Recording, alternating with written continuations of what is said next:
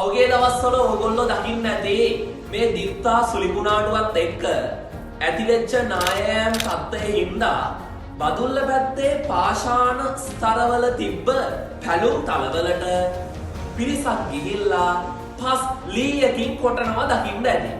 ඇත්තටම ඒක විහිළුවක්ද එහෙම නැත්නම් විද්‍යාත්මක සත්‍යයක් ඒකේ තියෙනවද? ඇත්තටම ඒකේ භූවිද්‍යාඥයෝ කියන විදිහට විද්‍යාත්මක සත්‍යයක් තියෙනවා. නායෑමක් කියලා කියන්නේ මේ උස් කඳුකර ප්‍රදේශයක තියෙන පස් ගල් ස්තර ඒ වගේම අවසාදිත තට්ටු භූමියේ මේ බෑවුම දිගේ පහළට ගුරුත්ව බලයත් එක්ක එන එක.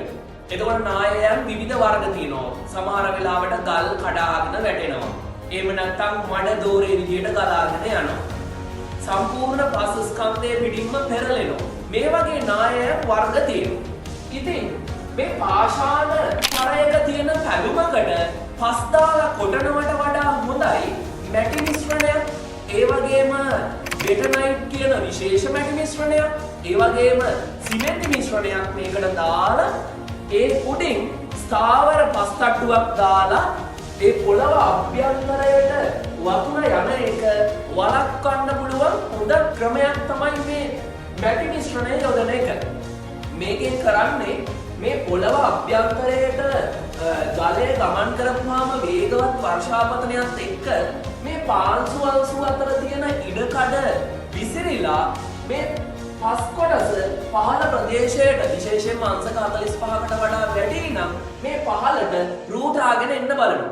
ඉතින් නිස්තන් තුලට එහෙම නැත්නම් සිදුරු තුලට අර මැටි මිශ්‍රණය දැම්මහම අභ්‍යන්තරය ජල ගමන් කිරීම නවතිනවා.